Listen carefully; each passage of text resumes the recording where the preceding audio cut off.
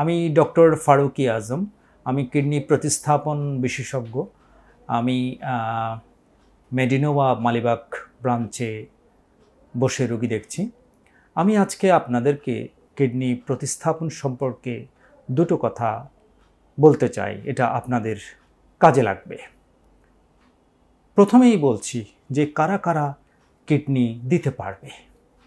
এর মধ্যে আছে বাবা, মা, ভাই, বোন, স্বামী, স্ত্রী, মামা, চাচা, ফুফু, খালা, মামাতো ভাই, চাচাতো ভাই, ফুফাতো ভাই, খালাতো ভাই, এবং এদেরকে অবশ্যই কিডনি দেওয়ার মতো যোগ্যতা থাকতে হবে।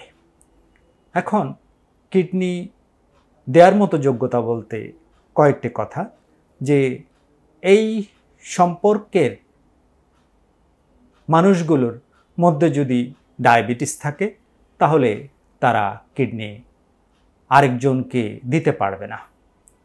যদি প্রেশার থাকে, ব্লাড প্রেশার অনেকের অনেক উচ্চতে অবস্থান করে, তাদেরকে যদি 2-3টি ব্লাড প্রেশারের ওষুধ দিয়ে কন্ট্রোল করা না যায় তাহলে তাদের কিডনিও নেওয়া যাবে না।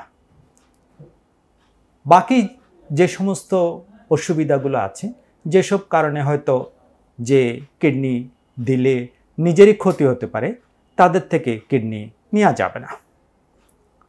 তো দেখা গেছে যে সবসময় লিভিং কিডনি, যারা মৃত ব্যক্তির কিডনির থেকে সবসময় ভালো উপকারে আসে, সেজন্য মৃত কিডনির প্র্যাকটিসটা আমাদের দেশে এখনও সেভাবে গড়ে ওঠেনি।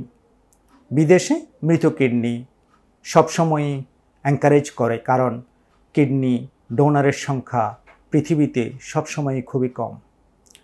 এখন একটা কথা আসে যে কত বছর পর্যন্ত কিডনি প্রতিস্থাপন করা যাবে। এর মধ্যে আছে যে আমাদের গবেষণা সব কিছু মিলিয়ে কিডনি প্রতিস্থাপন 70-80 বছর পর্যন্ত করা যাবে।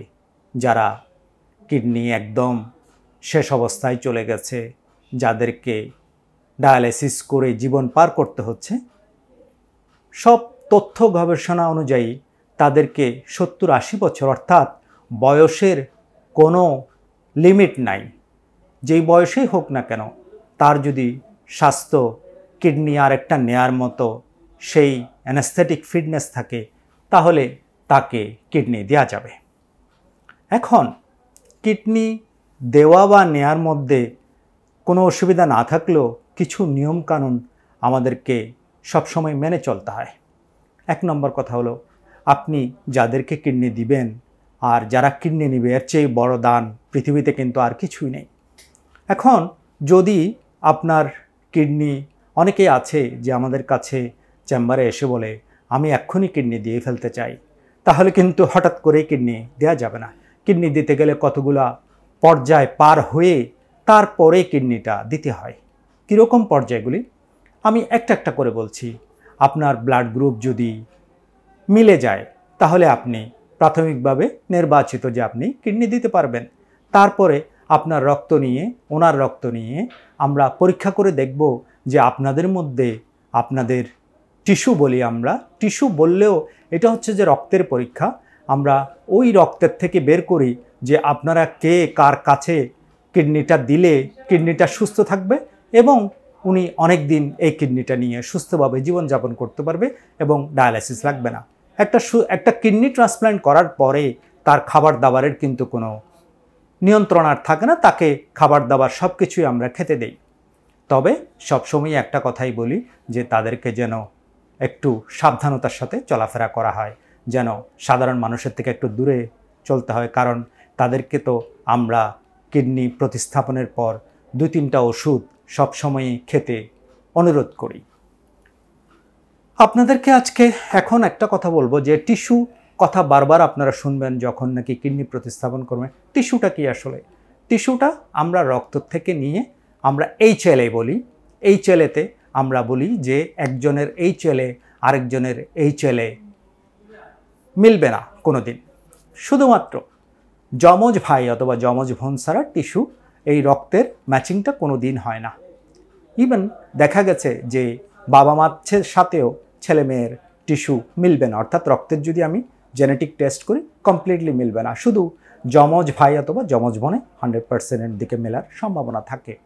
তো এই টিস্যুতে আমরা কি কি দেখি? এই টিস্যুতে আমরা দেখি A B D R group, এবং দেখা গেছে যে এ বি ডি আর একজনের সাথে আরেকজনের যত কাছাকাছি হবে তত কিডনিটা লাস্টিং বেশি করবে। আমরা বলি যে 5 বছরের বেশি বাঁচবে যে ওই কিডনিটা যাদের HLA এ বি ডি আর যথেষ্ট পরিমাণে কাছাকাছি বা মিলে যাচ্ছে। যদি না মিলে তাহলে কি কিডনি ট্রান্সপ্লান্ট করা যাবে? অবশ্যই করা যাবে, কিন্তু সেই ক্ষেত্রে আমরা কিছু ইনজেকশন ব্যবহার করি।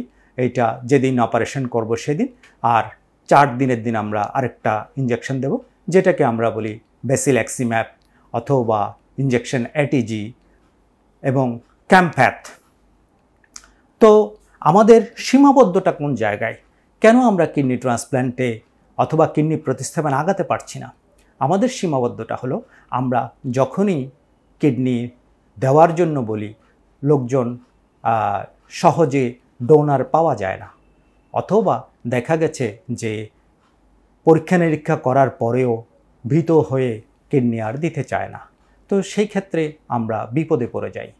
আমাদের সীমাবদ্ধতা হলো আমাদের যারা আছে কিডনি ট্রান্সপ্লান্ট সার্জন, তারা সম্পর্ক নিয়ে ভীষণভাবে চিন্তিত, কারণ কেউ কারোর সম্পর্কের বাইরে গেলে ওই কিডনি যদি নেওয়া হয়, দেখা গেছে যে ওই কিডনির ক্ষেত্রে যতটা না রোগী কিংবা তার ডোনারের ক্ষতি হবে, তার চেয়ে বেশি ক্ষতির কারণ হয়ে দাঁড়ায় আমাদের চারিদিকের পরিবেশ।